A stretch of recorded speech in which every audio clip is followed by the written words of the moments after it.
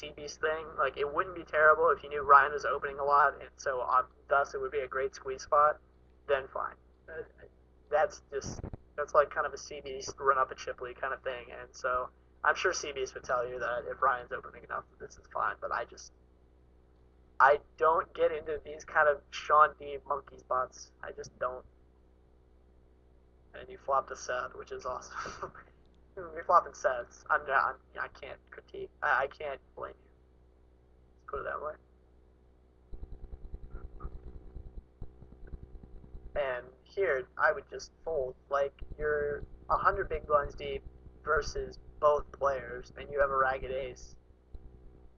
Yeah, don't know. That's back into serious business. This is actually bad. Like, I would. Whoa, I'm sorry. Drop my mic. I would never flat or re-raise this under any circumstances. Your hand is just total crap, and just fold, fold, fold, fold. Flopping the ace of hearts is stupendous. And here, it's harder for me to critique in spots where I would never get into this spot. But having the ace of hearts is hard. It's hard to display it. So you check raise, which is great.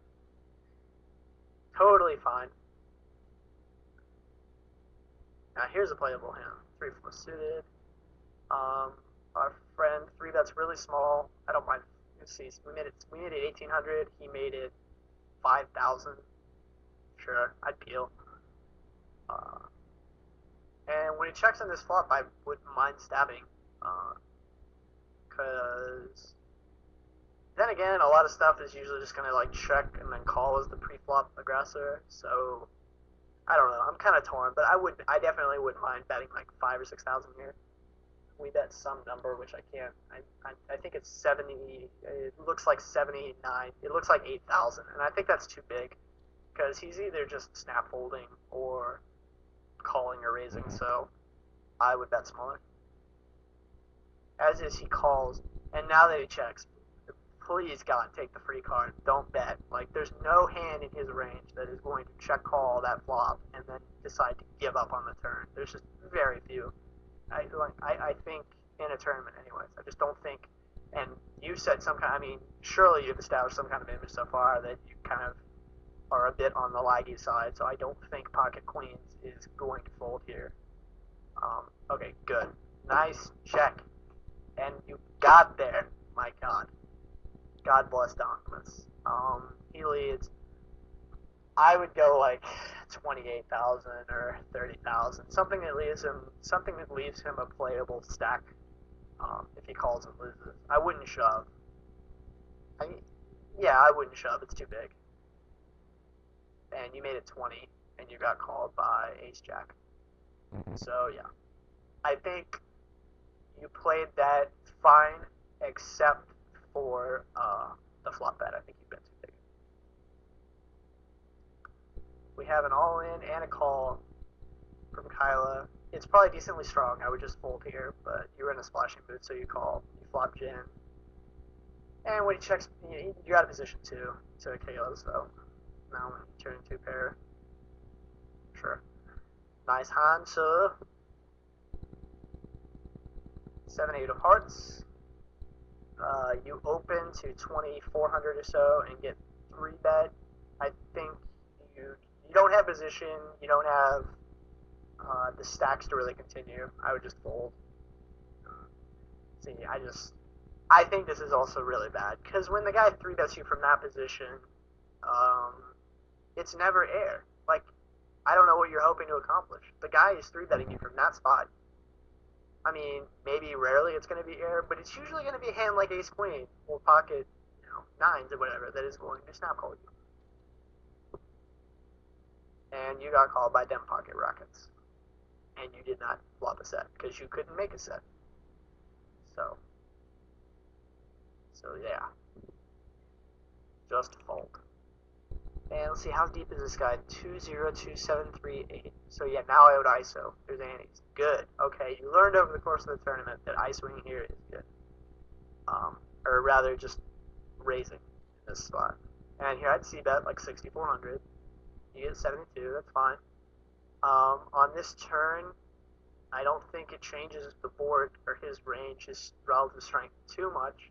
So I would just give up. I don't think some people here would bet in the hopes of getting an 8 or a 5 to fold, but I just think this is a spot where everyone's like, if this guy got this big of a stack decently late in a tournament, he didn't get there to that stack by folding anything on this turn, so I would check back. Good check. And now just shut it down. Don't bluff. Please, God, don't bluff. 8 or 5 is not going to fold. No, that's a bad bet. 8 or 5 is not going to fold. And he had a queen. Wow. Okay. Yeah. I mean, he's not going to fold. He's not going to fold an 8 there either, though. Don't like think, oh shit, I ran into a queen, but it was still a good bet because he was going to fold her an 8 or a 5. He's not folding anything. Anybody that gets a 200k stack is not going to fold anything ever. Here I just fold, to be honest. Like, apparently you played it, so I mean I wouldn't hate. Yeah, I mean I would decently hate 3-betting because this guy never folds anything probably. So, and flatting's even worse. Like the Queen 7 of Diamonds hand earlier. I just wouldn't flat these kind of hands. I mean, yeah, you have position, but they're the aggressor. Here it's way ahead, way behind. I think it's a standard flop call, and I think when he checks the turn, you can go for thin value here. He's not folding many ace highs, so I would bet like 7,000. You ended up betting 96, which is okay. Wow, you got shoved on. Wow. I can't. Shit. Part of me wishes I could like put some black tape over the hands, because I know you ended up calling here and winning. This is entirely opponent dependent, obviously. I think I don't mind a soul read. It's just such a gigantic ass bet that you have to just be confident you're right. And I think many tournament dunks would like click it back on the turn with any trips. So I do think your hand is like relatively strong versus his check raise, but you might look at track 10 here every so often. So I don't hate a call, but this is yet another one of those spots where you put yourself into a total puke spot due to an abhorrent error previously. This case being flatting pre-flop. I just would not do that ever. So you ended up soul reading him, and he had a diamond draw and you held. So nice soul read, but I would not have gotten into that pre-better fold and usually fold. So now deep versus bazooka. Fine, re-raise. I don't hate flatting. I certainly wouldn't fold with position and this gigantically deep versus somebody who figures to be spazzy. I'm just gonna play it. I'm gonna be looking to play a pot with this guy. Flatting is not bad. I probably would re-raise though.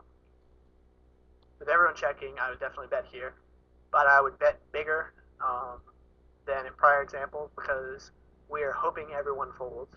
We do not want to get any. We're kind of looking to protect, so I bet close to 8. And here's the spot where you bet small. So I don't really know what you're looking to accomplish with this size of a bet, because now you're going to get more stuff peeling you, and you're going to get into a bunch of difficult spots because many overcards are going to come along that can potentially slow you down and just force you into awkward spots. So you end up getting one call. And on this turn, I would bet as kind of like a $20 spin semi-bluff protection thing. You never have an ace, fuck you, bet. Position check. And, 2 pairs, why not? I would bet super small. I don't think he has anything worth a damn. Like, I would bet 4,500, because maybe he has an 8, but I don't know. I really would not bet big. You bet 12 and you got called by ace queen. How the hell does he have ace queen? Oh my god. Tournament players are so weird. Okay. Let's see, getting close to the end of the video. I'm gonna try and keep this under an hour 15. So 10-9 suited, we get re-raised again by our friend, and we defend. You're not deep enough.